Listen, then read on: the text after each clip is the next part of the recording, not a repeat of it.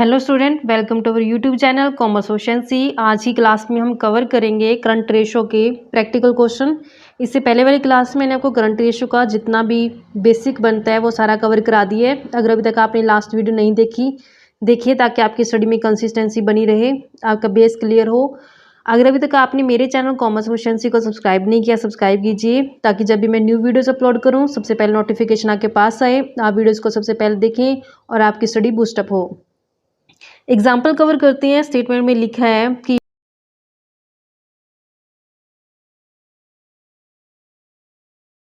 यहाँ पे हमने कंप्यूट करने हैं करंट रेशो और कमेंट पास करना है। कहते हैं नॉन करंट इन्वेस्टमेंट हमें गिवन है 1 लाख की। नॉन करंट इन्वेस्टमेंट हमें नहीं चाहिए होती है। करंट रेशो के लिए हमें सिर्फ 2 ही चीज़ें चाहिए होती हैं, करंट असेट और करंट लायबिलिटी। तो नॉन करंट इन्वेस्टमेंट है जो ये लॉन्ग टर्म होती है, इसलिए हम इसे नहीं कैलकुलेट करेंगे। करंट इन्वेस्टमेंट हमारी करंट असेट्स के अंदर आ जाएंगी। ऐसे नेक्स्ट इन्वेंट्री है जो हमारी इन्वेंट्री के अंदर लूज रूल को हम नहीं लेके चलते, लेकिन इन्वेंट्री के अंदर यहाँ पे लूज रूल शामिल है। इस कारण से इसको क्या करना पड़ेगा, माइनस करना पड़ेगा। ट्रेड रिसीवेबल्स आ जाते हैं हमारे। ट्रेड रिसीवेबल के अंदर डेटर और बीआर है जो दोनों ही हमारे करंट असेट होती हैं। ट्रेड पेबल्स हैं, ट्रेड पेबल्स के अंदर हमें गिवन है सन्ड्री क्रेडिटर्स और बीपी, ये दोनों ही हमारे लिए करंट लायबिलिटी होती हैं। लॉन्ग टर्म ब्रोविंग्स हम नहीं लेंगे क्योंकि हमें करंट असेट करंट लायबिलिटी चाहिए होती है। लॉन्ग टर्म जो ब्रोविंग्स होती है हमारी नॉन करंट लायबिलिटी होती है। शॉर्ट टर्म ब्रोविंग्स जो होती है हमारी ये करंट लायबिलिटी होती है, इसको हम लेके चलेंगे।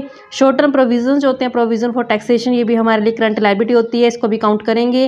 कैश एंड बैंक बैलेंस जो होता है ये हमारे लिए करंट असेट होते हैं, तो इसको भी हम काउंट करके चलेंगे। करंट रेशो को कैलकुलेट करने का फॉर्मूला क्या होता है? जब हम करंट रेशो कैलकुलेट करते हैं तो करंट रेशो कैलकुलेट करने का फॉर्मूला होता है जब हम करंट असेट्स को डिवाइड कर देते हैं किससे, करंट लायबिलिटी से। यानी करंट असेट डिवाइड किससे करते हैं हम, करंट लायबिलिटी से। तो हमारे पास क्या कैलकुलेट हो जाती है, करंट रेशो। तो इसके लिए सबसे पहले हम कैलकुलेट करके चलते हैं करंट असेट की। करंट असेट्स के अंदर कौन कौन सी असेट्स आती हैं, जो शॉर्ट टर्म असेट होती हैं, जो हमें 12 महीने के अंदर अंदर यानी विद इन ऑपरेटिंग साइकिल हमें रिकवर हो जाएंगी, कैश में कन्वर्ट हो जाएंगी। इसमें हमें गिवन है करंट इन्वेस्टमेंट जो कि 40,000 की गिवन है। इन्वेंट्री के अंदर हम लूज टूल नहीं लेंगे, तो इन्वेंट्री के अंदर माइनस करेंगे जब लूज टूल, तो हमारे पास आ जाएगा ये 2,30,000 से। ऐसे नेक्स्ट हमारे पास ट्रेड रिसीवेबल गिवन है क्वेश्चन के अंदर 1,60,000 से, जिसमें हम डेटर्स बीआर को दोनों को लेके चलते हैं। कैश और हमारे पास बैंक बैलेंस गिवन है 20 + 30 हम कर देंगे, इसमें हमारे पास टोटल करंट असेट आ जाएगी 20,000 + 30,000। जब हम टोटल करंट असेट्स को जोड़ देंगे तो हमारे पास ये बैलेंस बन जाएगा टोटल 4,80,000 का। क्या है हमारे लिए करंट असेट।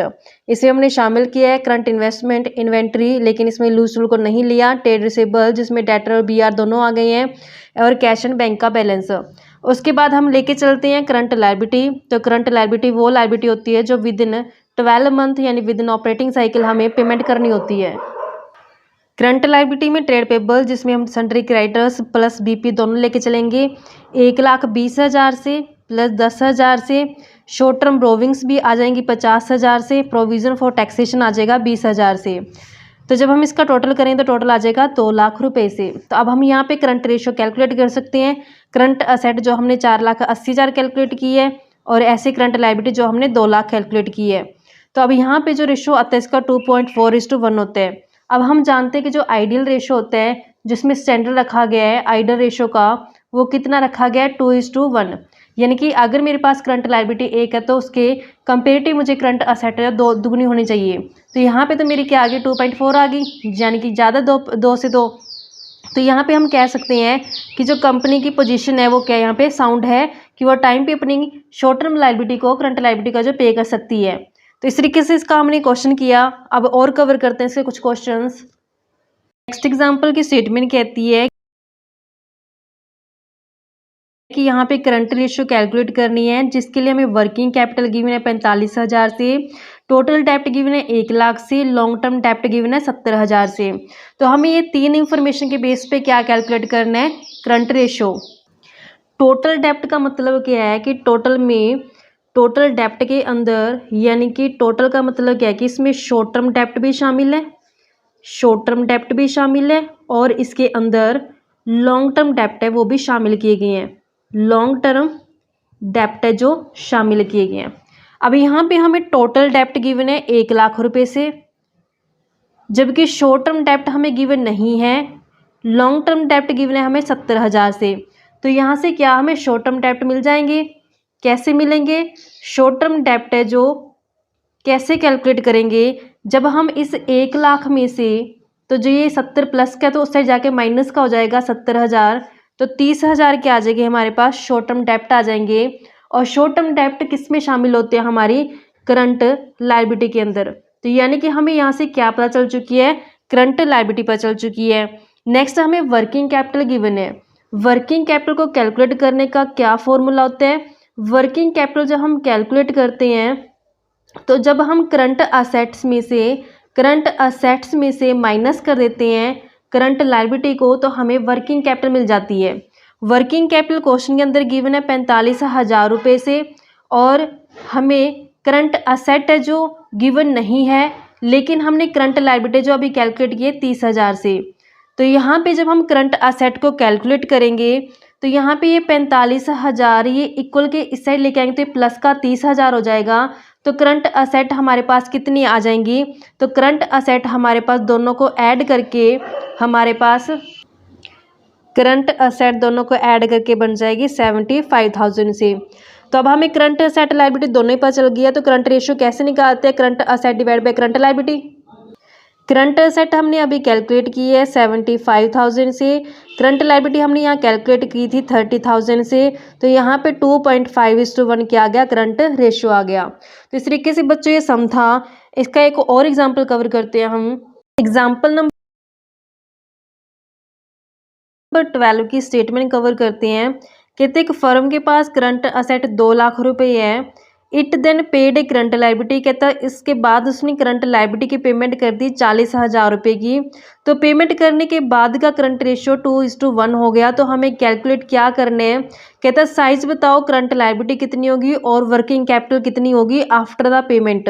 और कहते डिटरमाइन करो size of these two item, मतलब करंट लायबिलिटी और working capital before the payment है वो भी कैलकुलेट करनी है। तो जैसे हम स्टेटमेंट बोला है वैसे हम कैलकुलेट करते हैं कि जब 2 लाख करंट असेट में से लायबिलिटी पे की जाएगी तो लायबिलिटी पेमेंट करने के बाद क्या होगा? हमारा रिस्पॉन्स देखते हैं। Current asset before payment given है क्वेश्चन में।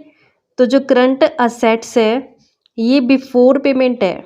बिफोर पेमेंट कितनी है हमारे पास करंट असेट? 2 लाख। तो कहते हैं कि अब इसमें से अगर करंट लायबिलिटी पेमेंट कर दी जाए, अगर करंट लायबिलिटी है जो पेमेंट कर दी जाए कितने रुपए की? 40,000 रुपये की। अब हम जानते हैं कि जब करंट लायबिलिटी की पेमेंट करेंगे तो पेमेंट करने से हमारी कैश कम हो जाएगी। कैश कम होने का मतलब क्या है? जब पेमेंट करने से कैश का मतलब कि कैश क्या होती है? हमारी करंट असेट, तो हमारी करंट असेट भी कम हो जाएगी। तो यानी कि जब हम करंट लायबिलिटी को पेमेंट करेंगे, करंट लायबिलिटी को पेमेंट करने से क्या होगा? कैश कम हो जाएगा, क्योंकि पेमेंट करने से कैश चला जाता है। कैश क्या होती है? करंट असेट होती है, मतलब हमारे लिए करंट असेट क्या हो जाएगी? कम हो जाएगी। तो अभी अब हम यहाँ पे कैलकुलेट करते हैं करंट असेट को आफ्टर पेमेंट। करंट असेट जब हम आफ्टर पेमेंट कैलकुलेट करते हैं, पेमेंट करने के बाद करंट असेट कितनी रह जाएगी? बिफोर पेमेंट हमारे पास 2 लाख रुपए है। जब इसमें से 40,000 करंट लायबिलिटी पेमेंट कर दी जाएगी तो अब हमारे पास 1,60,000 से क्या रह जाएगी? आफ्टर पेमेंट वाली करंट असेट रह जाएगी। अब हमें करंट रेशियो गिवन है, वो भी आफ्टर पेमेंट वाली। करंट रेशियो का फॉर्मूला हमने कवर किया। क्या फॉर्मूला आता है कि यहाँ पे जब हम करंट रेशियो कैलकुलेट करते हैं तो कैसे कैलकुलेट करते हैं? तो करंट रेशियो को कैलकुलेट करने का फॉर्मूला हमारे पास होता है कि जब हम करंट असेट्स को डिवाइड कर देते हैं करंट लायबिलिटी से तो हमारे पास क्या आती है? करंट रेशियो आ जाती है। तो यहाँ पे जो करंट रेशियो गिवन है वो हमें गिवन है आफ्टर पेमेंट वाली। कितनी गिवन है? कि तो 2:1 है। तो हमने देखा कि करंट रेशियो जो 2:1 क्या डिनोट करती है? कि मेरे पास करंट असेट 2 है और करंट लायबिलिटी क्या है? 1 है। तो अब मैंने करंट असेट निकाली थी आफ्टर पेमेंट वाली, और मुझे आफ्टर पेमेंट वाली क्या पता है? करंट रेशियो पता है। तो मैं यहाँ से करंट लायबिलिटी कैसे कैलकुलेट कर सकती हूँ? तो मैंने देखा कि यहाँ पे जब मेरे पास करंट रेशियो यानी कि करंट असेट जो मुझे 2 पता लगी करंट रेशियो की हेल्प से, तो जब मेरे पास करंट रेशियो में जो करंट असेट आफ्टर पेमेंट 2 है तो उस टाइम पे मेरे पास करंट असेट आफ्टर पेमेंट कितनी कैलकुलेट की थी मैंने, 1,60,000। तो अगर मैं यहाँ पे करंट लायबिलिटी कैलकुलेट करूँ तो करंट लायबिलिटी अगर आफ्टर पेमेंट 1 है तो यहाँ पे मैं इजीली कैलकुलेट कर सकती हूँ कि मेरे पास कितनी आ जाएगी करंट लायबिलिटी। तो यहाँ पे मैंने कैलकुलेट करके देखा कि मेरे पास 80,000 क्या आ चुकी है, करंट लायबिलिटी आफ्टर पेमेंट कितनी आ चुकी है, 80,000।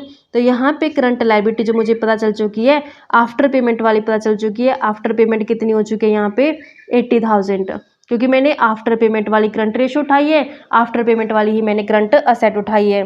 तो मुझे यहाँ पे करंट असेट और करंट लायबिलिटी आफ्टर पेमेंट वाली दोनों ही पता चल चुकी है। तो अब मैं यहाँ पे इसकी हेल्प से क्या कैलकुलेट कर सकती हूँ, वर्किंग कैपिटल। वर्किंग कैपिटल कौन सी निकालनी है मेरे को, आफ्टर पेमेंट वाली। तो यहाँ पे जब मैं वर्किंग कैपिटल कैलकुलेट करूँगी तो वर्किंग कैपिटल कैलकुलेट करने का फॉर्मूला होता है करंट असेट में जब हम करंट लायबिलिटी माइनस कर देते हैं तो मुझे वर्किंग कैपिटल पता चल जाती है। तो यहाँ पे जो मैं करंट असेट करंट लायबिलिटी लूँगी तो वो भी आफ्टर पेमेंट वाली लूँगी कि मुझे वर्किंग कैपिटल आफ्टर पेमेंट निकालनी है। तो जब मैंने करंट असेट आफ्टर पेमेंट निकाली थी तो मैंने कैलकुलेट किया था 1,60,000 से। करंट लायबिलिटी अभी अपन ने कैलकुलेट किया, ये आई है हमारे पास 80,000। तो वर्किंग कैपिटल आफ्टर पेमेंट मेरे पास कितनी आ गई है, 80,000 से। तो ये तो मेरे पास पता चल गया कि आफ्टर पेमेंट मेरे पास करंट लायबिलिटी 80 और ऐसे वर्किंग कैपिटल आफ्टर पेमेंट भी मेरे पास 80,000 है जो आ चुकी है। अब नेक्स्ट हमें क्वेश्चन में पूछता है कि बिफोर पेमेंट बताओ कि मेरे पास कितनी करंट लायबिलिटी और वर्किंग कैपिटल बनती है। तो सेकंड क्वेश्चन इसने पुट किया था कि बिफोर पेमेंट बताओ। तो बिफोर पेमेंट के लिए मैं कैसे कैलकुलेट करूंगी, मैं देखती हूँ कि अगर करंट लायबिलिटी आफ्टर पेमेंट 80,000 है तो इसमें जब मैं पेमेंट को ऐड करूँ तो मुझे बिफोर पेमेंट पता चल जाएगा। अगर मैं current liability before payment calculate करती हूँ, बिफोर पेमेंट कैसे कैलकुलेट करूँगी, अगर मैं करंट लायबिलिटी आफ्टर पेमेंट में अगर मैं ऐड कर दूँ कि कितनी पेमेंट की गई है तो मुझे बिफोर पता चल जाएगा। तो अभी भी मैंने यहाँ पे करंट लायबिलिटी आफ्टर पेमेंट मुझे 80,000 पता चली है। तो मैंने जो पेमेंट किया तो क्वेश्चन में मुझे स्पेसिफाई किया गया था 40,000 की करंट लायबिलिटी जो पे कर दी गई थी। तो यहाँ पे मुझे पता चल गया करंट लायबिलिटी बिफोर पेमेंट कितनी है अपने पास, 1,20,000 से। तो अब ऐसे कहते हैं वर्किंग कैपिटल मुझे बिफोर पेमेंट करनी है, current asset minus current liability करके मुझे वर्किंग कैपिटल पता चल जाती है। तो मुझे यहाँ पे करंट असेट बिफोर पेमेंट मुझे पता करनी पड़ेगी, वो मेरे पास क्वेश्चन में ऑलरेडी दी हुई है जो कितनी है 2 लाख रुपए से। और मैंने करंट लायबिलिटी बिफोर पेमेंट अभी भी मैंने यहाँ से कैलकुलेट कर ली है, कितने से कैलकुलेट की गई है मैंने यहाँ पे 1,20,000 से। तो मेरे पास यहाँ पे वर्किंग कैपिटल कितनी आ चुकी है, 80,000 आ चुकी है बिफोर पेमेंट से। तो इस तरीके से बच्चों ये सम था, आई होप कि आपको क्लियर हो गया होगा। नेक्स्ट क्लास में आपको इसका जो नेक्स्ट पार्ट बनता है क्विक रेशो, जिसे हम एसी टेस्ट रेशो बोलते हैं, वो कवर करेंगे और उसके एग्जाम्पल भी कवर करेंगे। ऐसी रेगुलर वीडियो देखने के लिए आप मेरे चैनल कॉमर्स एफिशिएंसी को सब्सक्राइब, लाइक एंड शेयर करें।